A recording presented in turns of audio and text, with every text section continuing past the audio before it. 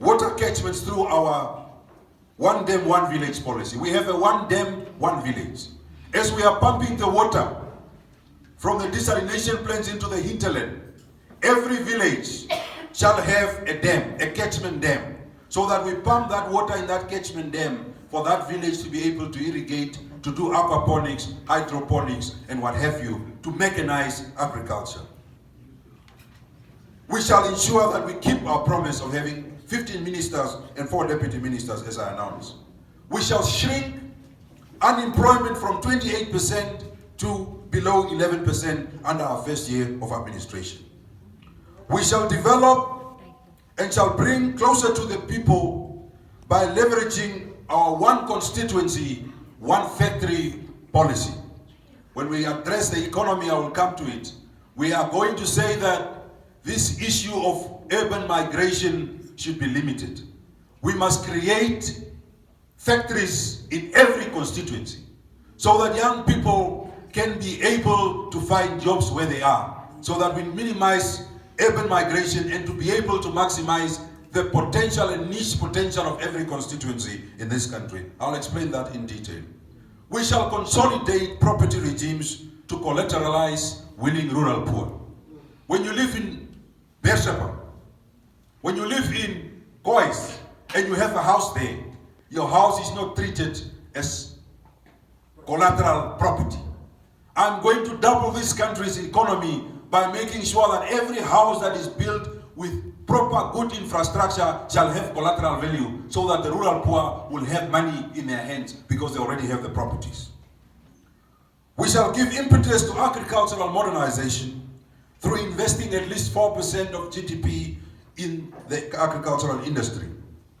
We shall lower the student-teacher ratio in schools by initiating a double school intake program. Our schools, nearly all our schools, shall have a double intake to make sure that teachers have lesser students to take care of. And we shall retrain teachers for us to have more kids in our schools. We shall build with cheaper building materials through our Etungo commercial program and model buildings. We shall develop free tertiary education in key faculties, and especially in the area of engineering and science, to leverage our nation's development. We shall rigorously pursue value additions of goods and commodities to double our economic output in various industries, especially mining.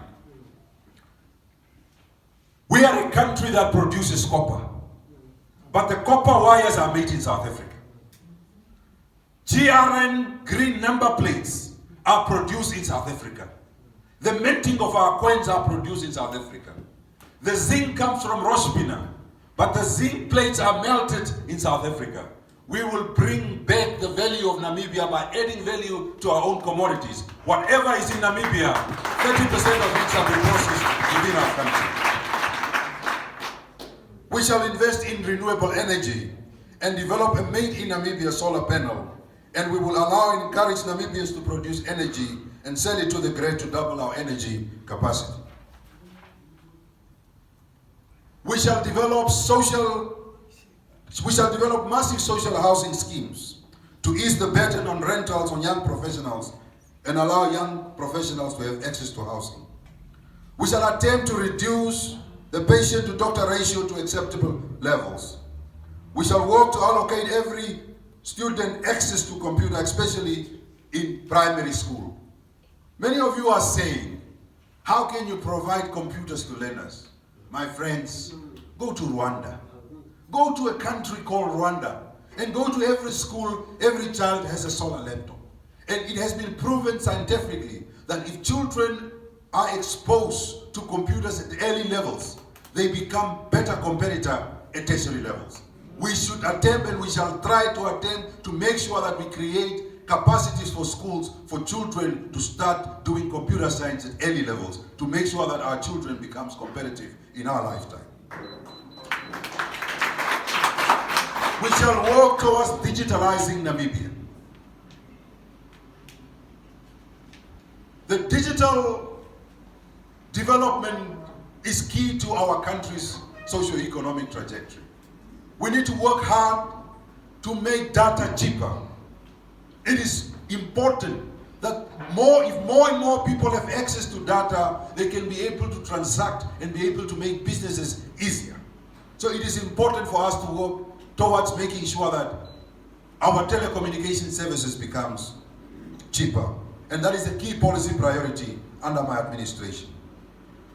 We shall support single mothers below poverty lines with stipends to give a fair start to young children.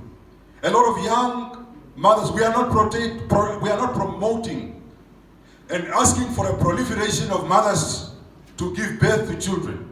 But we are saying it has been proven that single mothers are struggling to raise children. And if it can be proven that you cannot be able to afford your children, we will give you cheaper electricity and water so that those children will not get a negative start in their life. We think about the children, not about the mothers. And this policy will be earmarked towards addressing the negative effect of single parenting in our country. We shall accelerate land reform by developing virgin lands and train new farmers on such land to ensure equity and economic sustainability. We shall build buffer zone between Namibia and Angola so that farmers north of the red line can be able to benefit from competitive prices as their counterparts on the commercial markets. We shall create jobs through feathering and developing the charcoal industries and various industries. We shall build three water desalination plants. I've spoken about it. We shall provide potable water to all Namibians. We shall build clinics in all constituencies of our nation by converting. In my first 100 days of office, what SWAPO has failed for 29 years, I will do it in 100 days. I will buy sea freight containers. I will convert them into clinic. In my first 100 days of administration, every constituency in this country, whether it's Kommersdal, Windhoek West, Tobias Ainyako, will have a clinic by buying sea freight containers, remodeling them, put air condition, and them to become containers. In my first 100 days, I shall deliver all constituencies shall have clinics in this country.